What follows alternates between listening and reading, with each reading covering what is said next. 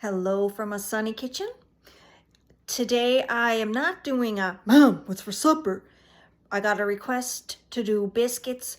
That's a wide open request because when you're from where I'm from, biscuits can mean with cheese, they can mean scones, the triangle ones. Anyway, today we're gonna make blueberry scones with cinnamon icing because the person who asked for me to make these biscuits, that's the last flavor that I brought to her. So I'm thinking that's what she really wants to know. Anyhow, here we go. We're gonna start her off with some unsalted butter. Boom, 3/4 cup unsalted butter. And the idea when you're making biscuits or scones or whatever, you load up your butter with all of your dry. And then I like using one of these here. Had it for so many years. Oh, I don't even know how old it is. But if you don't have this, use a real nice fork, like a fork that when you press, the prongs won't bend. So you get all your dry ingredients in and you just kind of press on this over and over, and it makes almost like a crumbly texture. That's perfect. Then you add in all of your wet ingredients. So for the dry ingredients, we have this here, 3/4 cup of unsalted butter. And if you don't have unsalted, use salted, whatever, use margarine. I mean, come on, where I grew up, we had margarine. We didn't have butter. Anyhow, then I'm gonna put in 3 cups of flour. Sorry about all the racket. My little flour bags, hard to get into. There's a 1. There's a 2. Oh.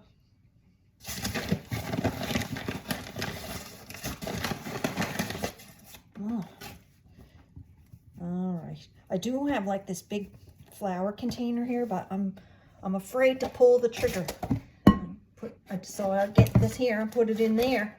It'd be so much easier if I could just scoop all that out. That's the flour. Now this recipe, when you're making a sweet one, like I'm gonna make, I put sugar. If I'm doing like a cheddar cheese or a chive cheese or something, then I won't put the sugar.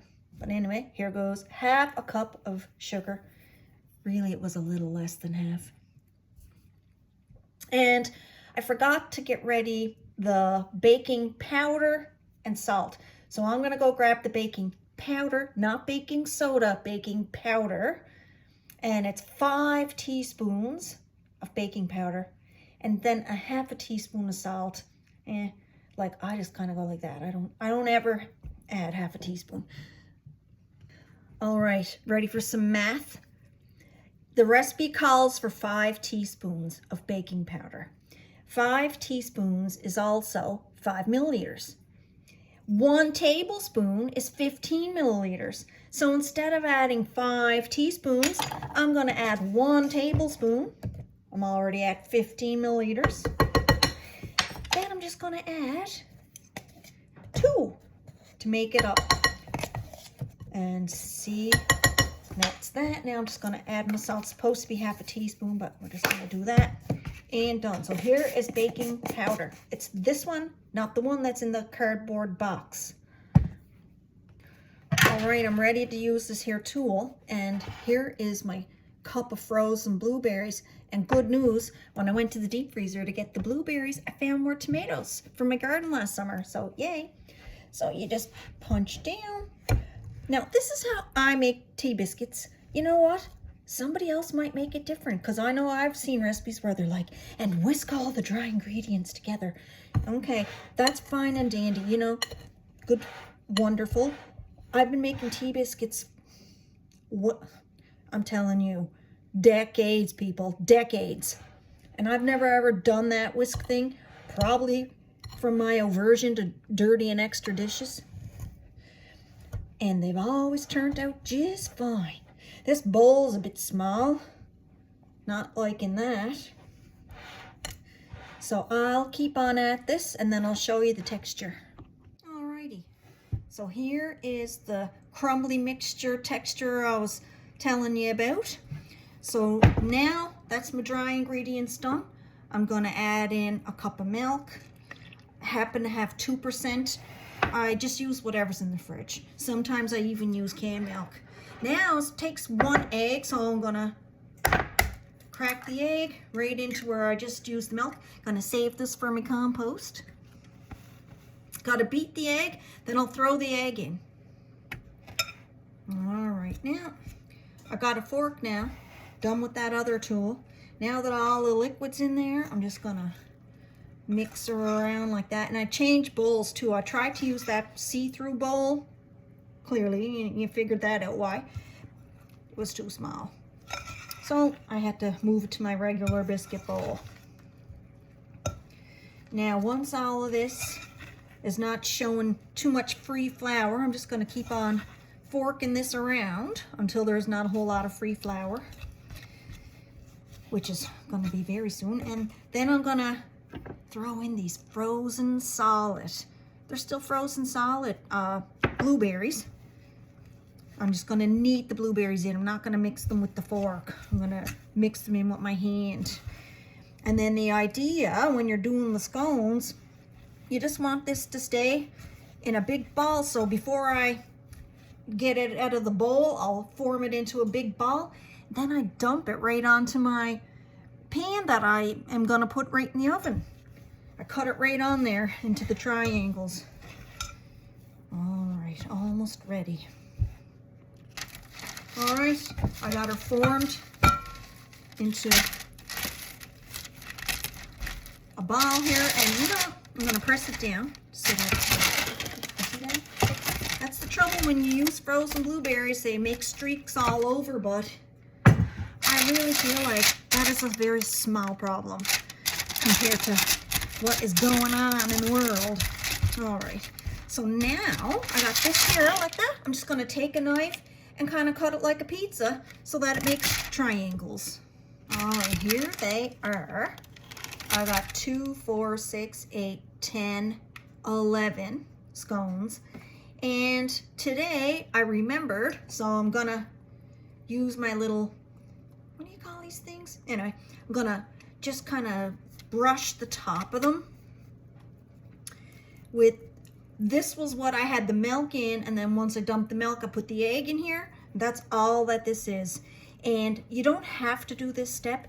It makes like a little brown-ish. It makes the tops of your biscuits brown.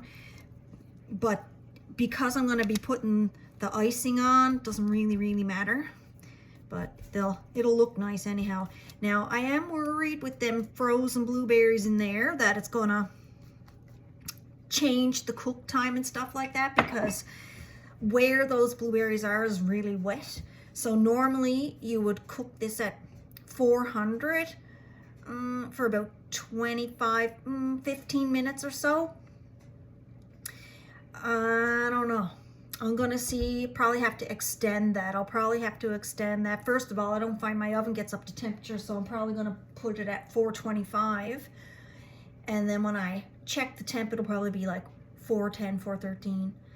And then I'll probably extend the cook time from 15 minutes to like 20. I'll just see. If icing's not your thing, you can stop here and just do a little bit of brown sugar mixed with cinnamon and sprinkle that on the top or something and bake it like that. I'm gonna do the glaze because I'll quote my son, this scone is life-changing. So they were a hit. Every time I make them, they turn out a little bit different. Just, I don't know if it's the different degree of frozen the blueberries were or whatever. But just, if you don't like icing, you don't have to put the icing. Okay, I turned the oven up to 425 and I asked Alexa to set a timer for 15 minutes. She just set another timer for 15 minutes. That's okay.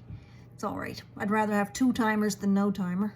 And I'll see where we're at cook-wise at the 15-minute mark. Here they are at 15 minutes in the oven at 425. I'm gonna separate where they touch and put them back in for like another 5 minutes. When my main QC person is at work, I have to bear the burden. They don't have icing on them yet, but some good, really nice. All right, it's time to make the icing glaze for the top of the scones. They're cooled down now. And I have to say, I have not followed an icing recipe. I don't know how long it's been. So I'm trying. This is exactly 1 cup that I measured. And then I'm just going to put in some vanilla and some cinnamon. I don't know. What's that? Teaspoon cinnamon? And I'm gonna see if it looks like how I want it to look.